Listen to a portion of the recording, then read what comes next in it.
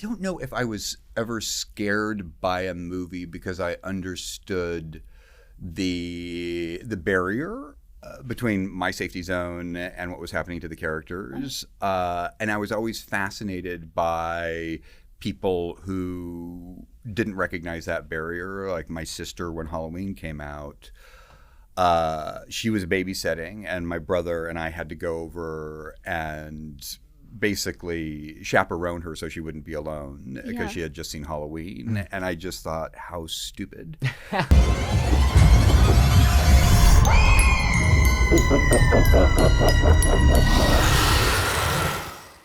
That is true, though. We talked about Korean horror, we talked about French horror, but the Australians are having a moment. Yeah, they're doing good. I mean, the Evil Dead Rise cast, I feel, was just invaded by Australians. Oh, that's right. That is right. And then Talk to Me, and now Leonard the Devil. Yeah.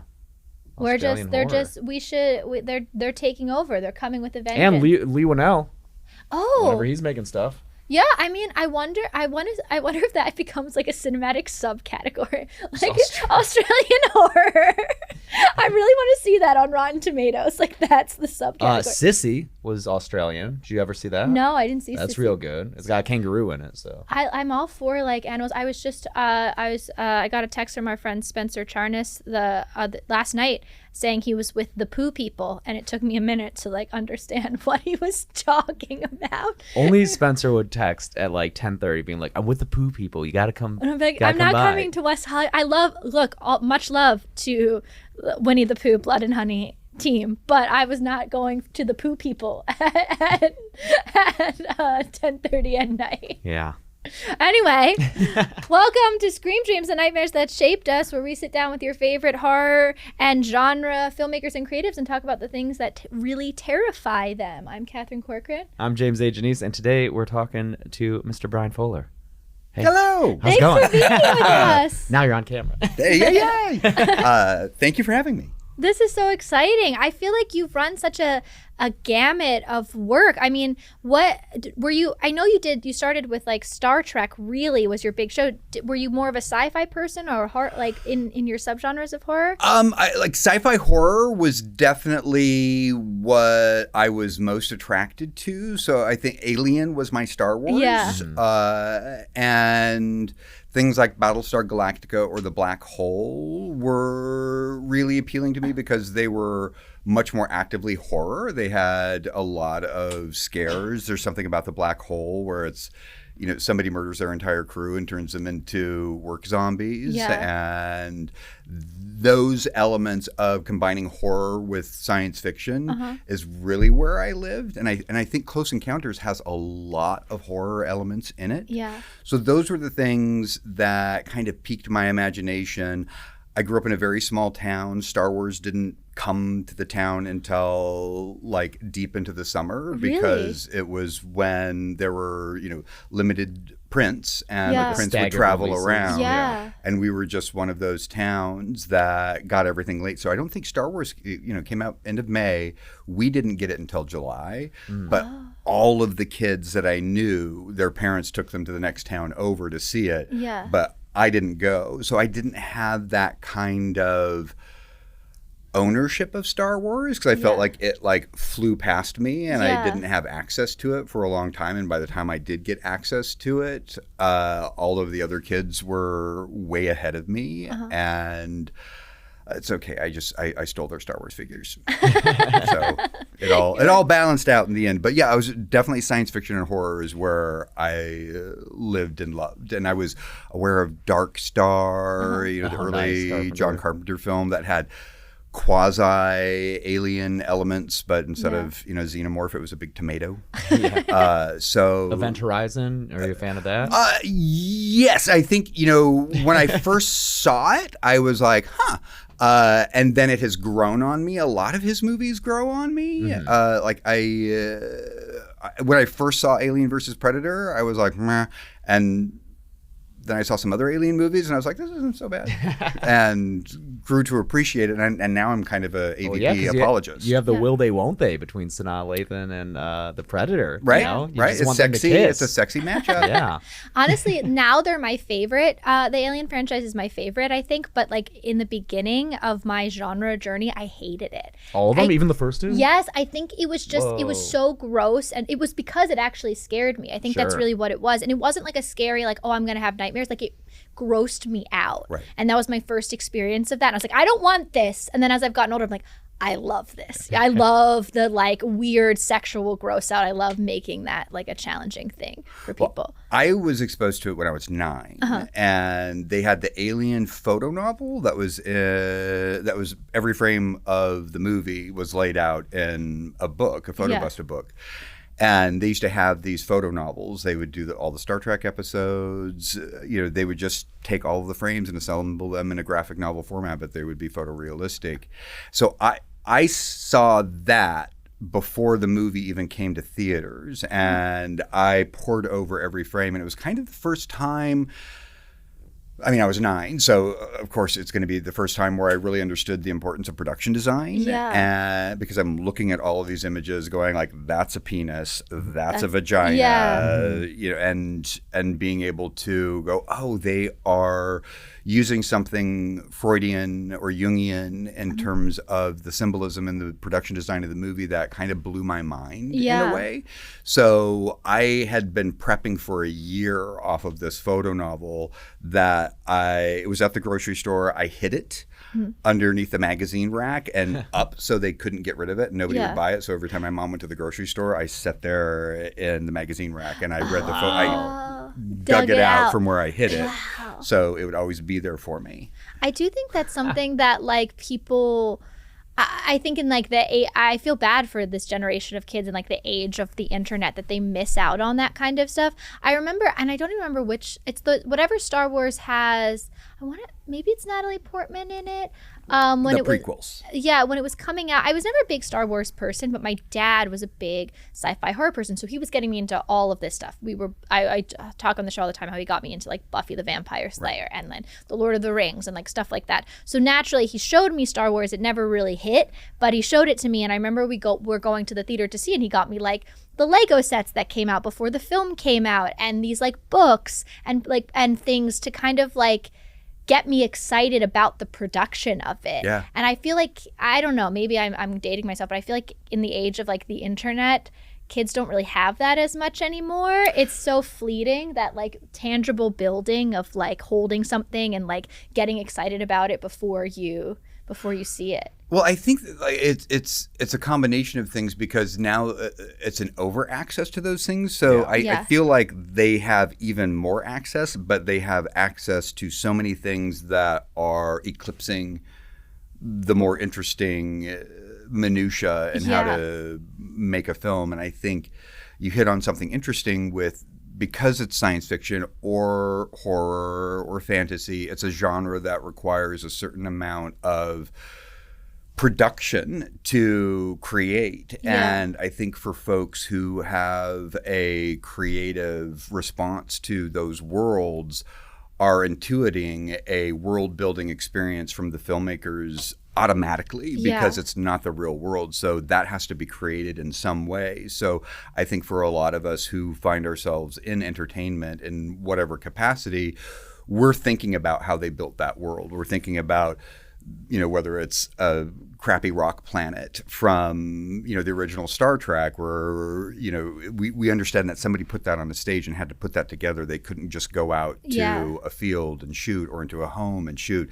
They had to create and design environments. And I feel like that, in a very subtle way, probably activated a lot of storytellers, because they started to understand and intuit the world building capacity of production and storytelling that fantasy, horror, and science fiction do kind of like exclusively. One of the things that my wife and I always talk about on our podcast is how pivotal and influential the special features on Lord of the Rings DVDs were for people our age, because before streaming, you would have to get the DVD. And so you're watching the movie and then you watch it so many times. You're like, what else does this disc have? Oh, these making of. And you see all the work that goes into making these movies. And I think that those like featurettes really inspired a lot of people our age. I'm like, oh, there are all these different aspects of filmmaking that I could go into. That's not just writing and directing. It's like, oh, I really like decorating places. I could be a set designer or a production designer.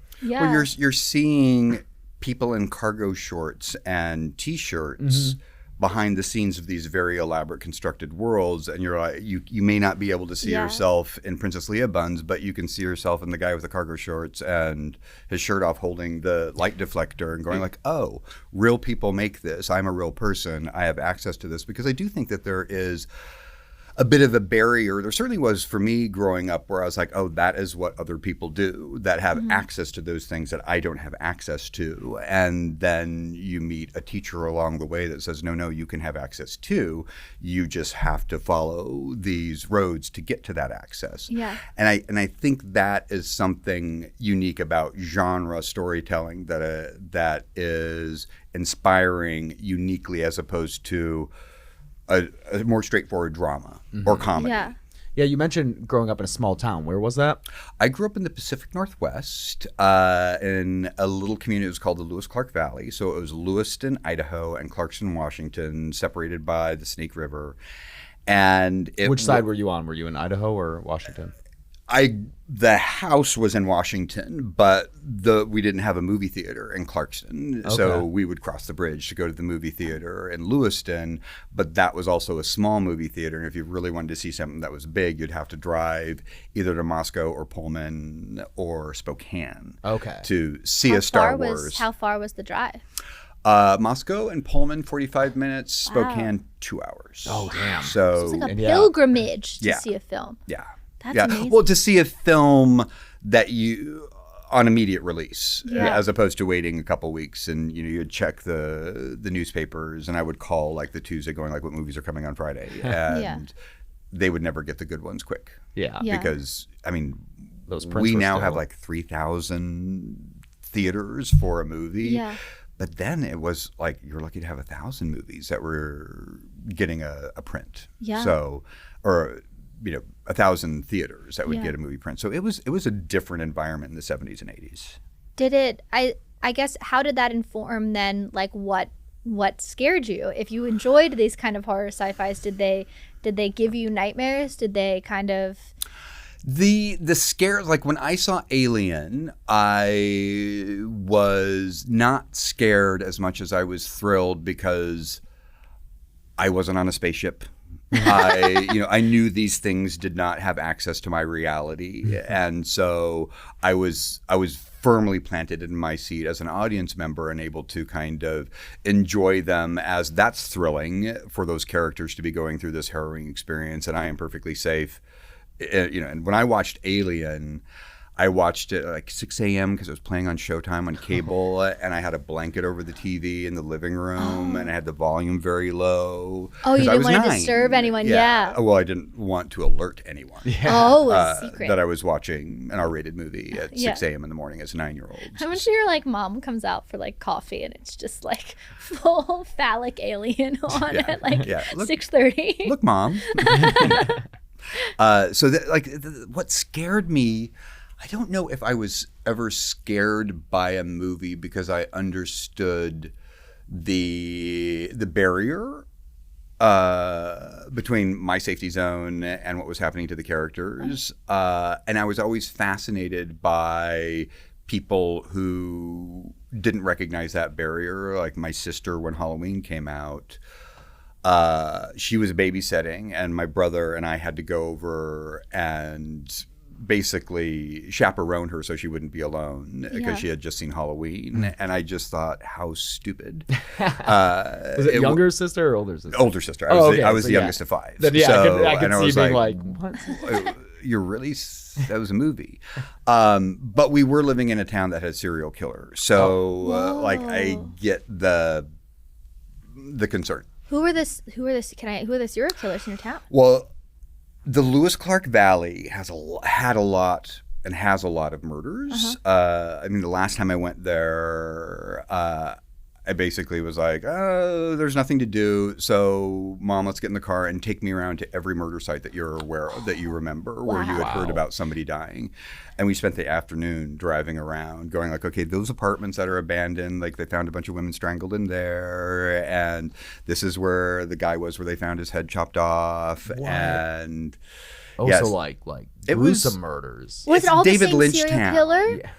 There were random murders, and then there was a serial killer that from 78 to 85, I think, was pretty active, and he got away with it. He didn't get caught because Well, you do back then, you know. There's no DNA evidence. Exactly, there was nothing. The spurt of 70s serial killers are what inspired DNA evidence, because if you go back and you look at sort of, you know, Americana and Americana history, there are all sorts of theories of why we had the glut of 70s serial killers. What are they? I don't even know this. Well, a lot of it is war. Okay. So we had men returning from war in World War II. Being trained to kill people. Yeah. Well, being damaged and also being fed a line of Americanaism and what the ideal American home is, and the white picket fence and what you have to achieve in keeping up with the Joneses. That was all that era. So what you had is women who were in the workforce suddenly displaced by men returning home from war. So women were then in charge of carrying out the culty aspects of Americana with their children, and basically telling little boys that this is everything that you have to do in order to succeed. And if you don't do it, you'll be punished and you won't be able to move on with your life in any sort of meaningful way. So all of those damaged little boys from the 50s and 60s grew up recognizing a female influence that was telling them how to be in a way that they couldn't see a path to, because it was an impossible standard for a lot of folks. Yeah. So then they grew up into the 70s wanting to kill people who reminded them of their mothers at a very reductive level. You know, we have that aspect of why we have serial killers. We also have the Vietnam War and people returning from that trauma. And so with the 70s, you have this culmination of World War II boomer babies being sold on what it is to be a proper American, realizing that they can't live up to those standards, being sold that by primarily female role models, and then growing up to resent those female role models for selling them on a bill of goods that was unachievable for them. So there's that sort of theory about why men started killing women a lot in the 70s and randomly. And then you can sort of break down some of the various serial killers and what their damage was. But it usually kind of traces back to a lot of people being fed an idealism that was unachievable. Like, I remember watching the Brady Bunch as a kid, and there were times where my dad was yelling at my mom for the house being messy. And I was like, if we had an Alice, this wouldn't be a problem. And you wouldn't be yelling so much. So, but I didn't realize that, you have to have money to have a cleaning person. That's what you live in. I had no idea of it, but we were being sold all of these ideals on how to function, and the dysmorphia between what we were being presented as the way to be and what people felt they were actually capable of is what created this big divide. You're like unlocking this like epiphany for me, and maybe I'm totally off base here, but in the rise of serial killers in the 70s to now, the mass shooting phenomenon now, which is a very similar, statistically commonly white male of a certain age kind of action that's taken. And I'm kind of fascinated by this ideal, because I think maybe, and let me know what you think about this, it comes from this kind of like, you see the rise of like things like Columbine into what's happening now, right at the beginning of the like No Child Left Behind era, where we're fed this like educational standard of perfectionism by like test scores, and also like the American dream is like faltering, where it's like, all you have to do is check these boxes, get this test score, go to this college, and then you will have the life that you need, and you will make plenty of money, and you will have the house with 3.5 kids in the suburbs and the white picket fence. And we have just discovered that that is not actually how it works. That is not how a capitalist society works. It doesn't make it attainable. Education is not always the platform to wealth or success or employment or stability, be that mental stability or financial. And I feel like you're seeing this like kind of bubble pop amidst other things. Yeah, I think there is a fallacy when we get into talking about Klebold and Harris and Columbine, that those were two very privileged white kids, and so it's a different kind of schism that is created with these young men, and particularly young men who are fantasize about mass shooters. And what's interesting about Klebold and Harris is that very privileged, very supported by their parents. It wasn't any of the things of like, my dad beat me, so I'm going to kill animals and, eventually women. For Klebold and Harris, it was really kind of the dysmorphia, again, of having immense privilege, but yet not being able to activate that privilege as a social currency in some way. So that was kind of the schism or the breakdown between what they expected, what they wanted, what they were promised. So it's a similar thing, but it's almost an inversion, because with those kids, you're with it's the like an entitlement to the it is an entitlement that is not there, that then extends over ownership of other people's lives. And so I think entitlement is the right word in terms of how that paradigm shifted from people who were not entitled feeling like entitlement was beyond their reach from what they were being sold, to people who were entitled, did have access, but still resented all of the elements that were in any way telling them who they should be. And so privilege comes into play in a really interesting way as an element of, because when we like 40s and 50s, we're returning from the world at war. There is a lot of access to basics of food and jobs that are in turmoil. We have a big gender divide because women were running the country very efficiently, thank you very much, without the men. And then the men came in very threatened by what the women were doing. And then the women were then, uncomfortable with being displaced for years, going like, oh, wow, we are active in our own stories and we have control of our lives, and that being ripped away from them by the men returning from war. So there's a lot of privilege and entitlement when we come into horror and the killers that we fantasize about. There is something about the audience member having satisfaction, whether it's something like Friday the 13th, where I was gonna ask. I'm sorry. Go ahead. Finish. Oh, where it's like, these emotional stories that come out of someone feeling like what happened to them was unfair and the world didn't recognize it. And so they wanted you to know. That they thought it was unfair too in some way. So those stories start percolating up in a way. So, and I think those stories, the fiction stories, inform the nonfiction stories of the Klebolds and Harris, who may be fetishizing the Matrix and trench coats and shooting up places, but their privilege and their unawareness of their privilege, they're little assholes.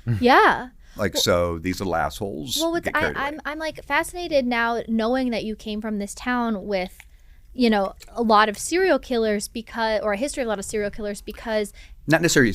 There was one prominent serial killer, and then just a lot of random killing. Disparate murders, as one does, garden variety. It kind of makes so much sense to me now, because you explore these themes in, at least off the top of my head, 2 shows that you created. I mean, obviously you have Pushing Daisies, which is naturally about death, but then you also have Hannibal, which is the ultimate serial killer, arguably. Do you think that's what drew you to those stories, is like just being immersed in this? Absolutely. And you can kind of see David Lynch grew up a little bit in Spokane, and you can kind of see influences of that community with The Ear in the Field and Blue Velvet and those types of things. And certainly I felt the influence growing up in an environment where, like, I remember when the first girl went missing, and she went missing. There was an Asotin County fair, and she disappeared around there. So there was a lot of blame of, like, it was a carny, like a carny did it. Like whoever was, tightening the bolts on the Ferris wheel took this little girl, and her body was never found. But other people started to disappear around there, and really the one that kind of blew the lid off of it was a young woman named Kristen David, who unfortunately was found in pieces. And the serial killer was my assistant scoutmaster. So really? allegedly, someone you knew personally? Yeah. Wow. It was like he would fashion cutting tools out of machine grade metals, and like I remember specifically him throwing a cantaloupe in the air and cutting it in half. And then when Kristen David's body showed up in pieces, and somebody like water skied it over her leg because he dumped her body parts over a bridge. Oh, God. And I would pedal my bike out to the bridge and look at the blood stains, because I was just like, is this, like, I was trying to collapse the gap between my perception of a horror story that was real and my experience as a child in the Pacific Northwest, which was already gummy in terms of politics and social stratas. Right, but like you knew this person, a psychologist. I didn't know her. Oh, okay. The alleged. The killer. Yeah. He was like, he was an assistant scoutmaster. Do you feel like you took elements of this man and into like some of your character building for Hannibal? I think, well, there's something interesting about the way this particular serial killer was operating, because he came into a community that was several counties buttressed up against each other. Yeah. And one of the counties was Asotin, and the sheriff in Asotin County responded to an ad in the newspaper, like didn't go through any sort of formal police training. And that was when the first body disappeared from Asotin County. And then there were other counties, and I don't know if he was intentionally doing this, but of course we've all seen movies. People don't share information because they want the catch. They want to be able to own whatever glory will be had from apprehending a serial killer. So they weren't sharing information, which is why this guy continued to get away with it. And he was affiliated with the local civic theater, and that's where another couple of people disappeared, and 3 people disappeared there. And it is assumed that the third person, who was the janitor, who everybody said, oh my God, the janitor did it. And the janitor was this nicest guy that everybody loved. And as people talked about it, they realized he walked in on him murdering these 2 women, and he killed him, and then threw the women's bodies in a ditch. And if you look at the Pacific Northwest, and there's a lot of really great documentaries about this one. Confluence is one of them. And there are all these amazing drone shots going over field after field after field of wilderness, where, I mean, the assistant scoutmaster, when we'd go on rafting trips, I would assume, just being a storyteller, that he was looking for places to dump bodies. Yeah. Oh my God. Because location scouting. Yeah. So that was a very real thing underneath a veil of, I was a child, I was 9 years old.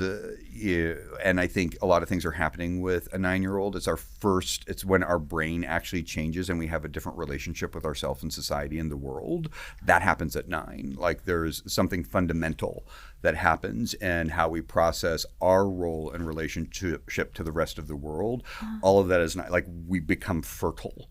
And fertile individuals at 9. Before then, we're kind of little assholes with, various levels of narcissism in terms of how we operate in the world. Around 9, 8, and 9 is when we go like, oh, I am a person in a world surrounded by other people in a world, and they have their story. It's not just my story. That all happens around 9 years old. Wow.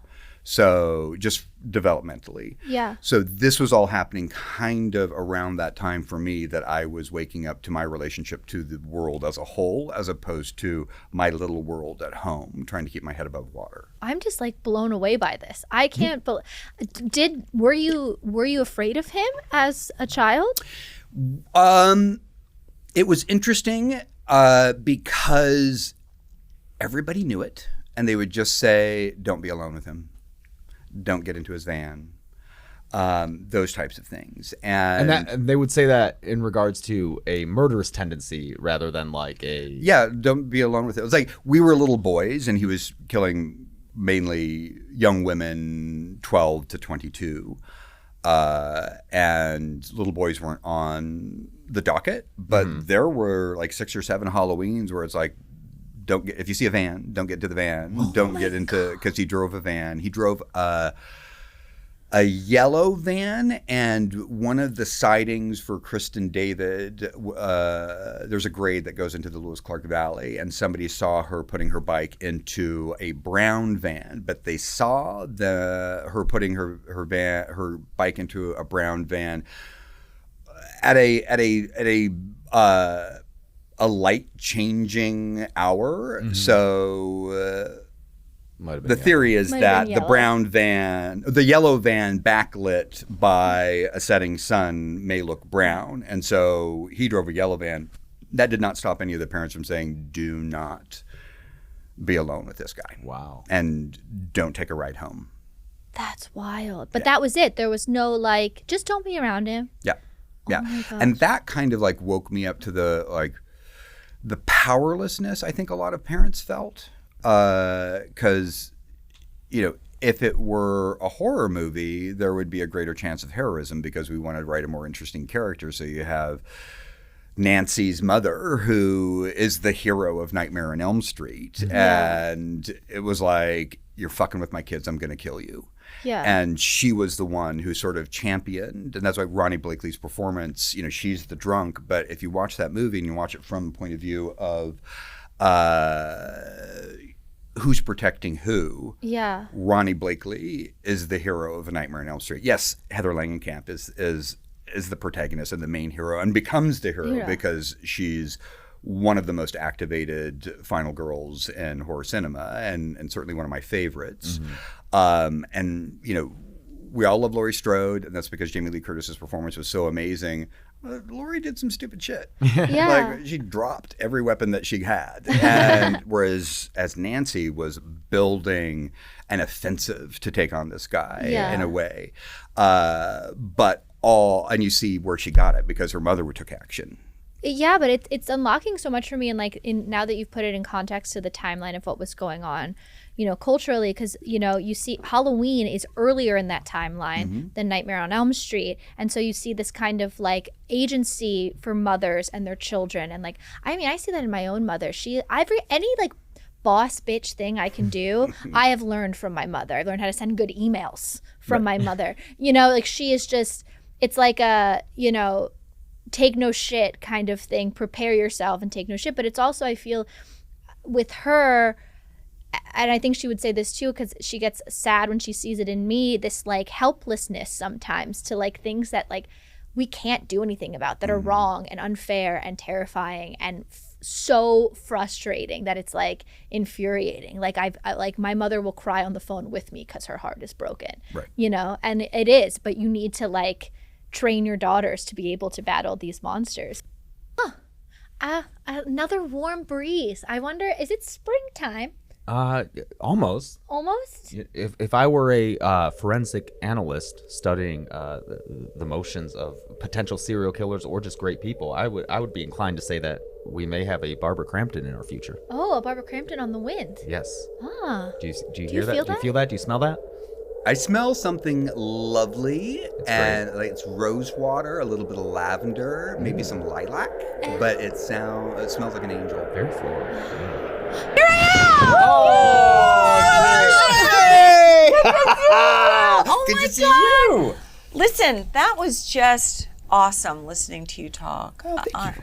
Just because you're so human, and just the depth of interest that you have in the human psyche and creating all the things that you've created for us is really, I mean, it just touched my heart listening to you, because everything you talk about is just so real. But anyway, I'm here to play a game with you. We always do. I'm the sidebar, and we always do something sort of fun. So what we have come up with for you is taking all of your titles, and we're each going to pick one. Okay.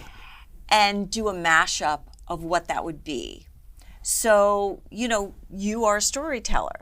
So with all of these different titles, you're going to pick one too. We'll each pick one, so we'll have 4 titles. What would the mashup, in a room, in a writer's room, look like if we put all these characters and all these different stories together into one project? One crossover. Right? Like one crossover, the ultimate crossover.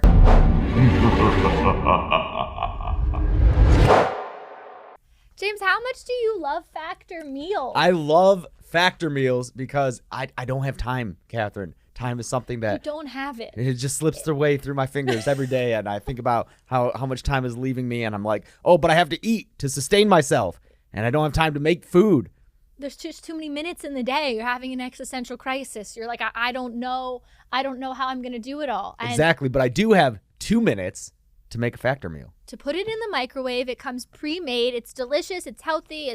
It's specified to your dietary needs. That's We're right. Both big into fitness. I've got them. Yeah, my trainer is like, hey man, you gotta stop eating all these high fat things. You gotta eat better. He's And I'm like, eat the Factor meals. Don't worry, I got Factor. And so it works out. So if you want to try Factor yourself, or if you're just too busy, or you forget to eat like I do, it's like a neurological thing. I feel like I don't. You gotta remember to eat. I know. I feel like I don't feel hunger. This is like a real thing. Oh yeah. I think I have a neurological imbalance where I don't feel hunger. Oh no. I don't know. It's like an evolutionary mechanism. But anyway, thanks to Factor meals, I don't have to worry about that, about accidentally killing myself from starvation. I can just use Factor. And if you want to use Factor and support the show, you can go to factormeals.com/screamdreams50 and use the code screamdreams50. Why is it 50? Because 50% off. That's right. 50% off to get, or no, it's not. That's a lie. Wait, actually, yes, it is. 50% off your first box plus 20% off your next box. So so it's like a double whammy. That's it's right. like Scream Dreams 50, you get 50 and then 20. What's that? That's 70 really when you think about it. That's not math, but but that first one is half off. It is half off. Which is great. So if you want to support the show, head to factormeals.com/screamdreams50 and use the code screamdreams50 to get 50% off your first box and then 20% off your next box. That's code screamdreams50 at screamdreams50 factor.com/screamdreams50 to get 50% off your first box and 20% off your next box while your subscription is active. Don't starve to death. Get Factor meals. Do it. You know what's a nightmare? Dehydration.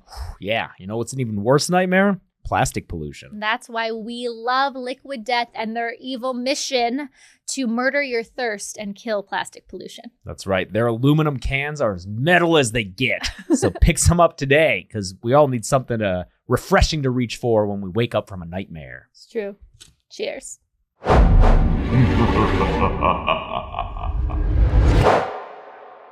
Thank God I took groundlings classes. Right? Me too. Yeah, they were great. I know, I loved learned them. more about Right? writing from groundlings than I did from any other place.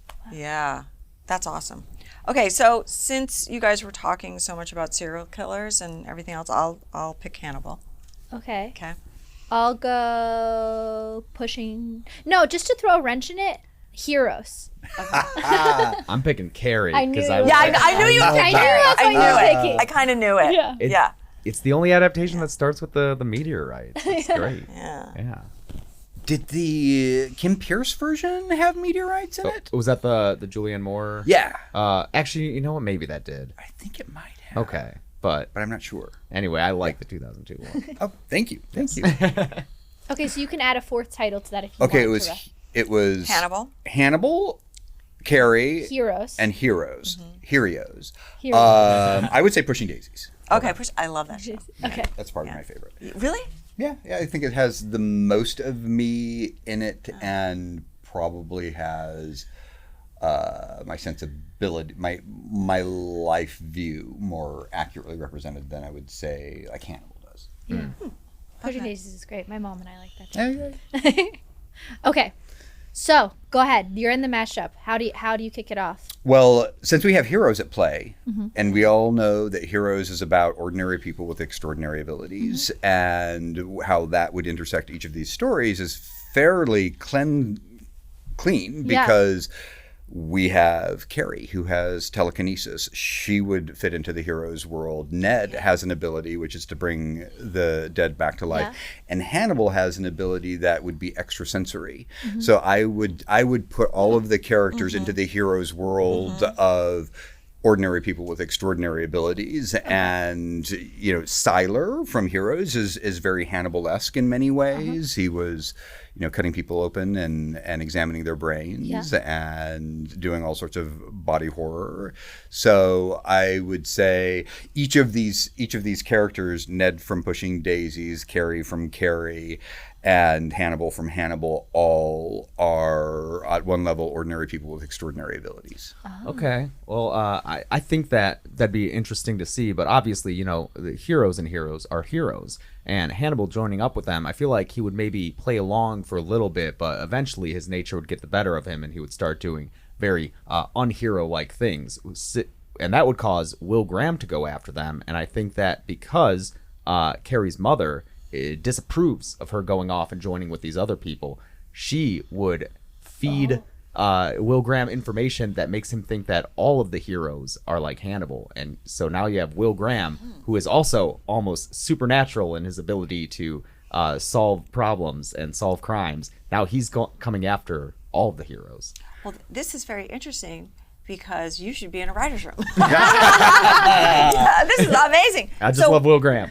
So what kinds of crimes are they trying to solve? I think maybe if we want to say that we're working on some issues that we were talking about today, maybe it is about some of these, school shootings and things. So it has to do with maybe these heroes solving crimes within schools. Carrie is in high school And she's right in high now, school, dealing so, yeah. with a mass shooter this time, and having to use, she loses someone she cares about to a mass Carrie. shooter. Yes, and on top of being bullied, has to use her abilities to apprehend this man.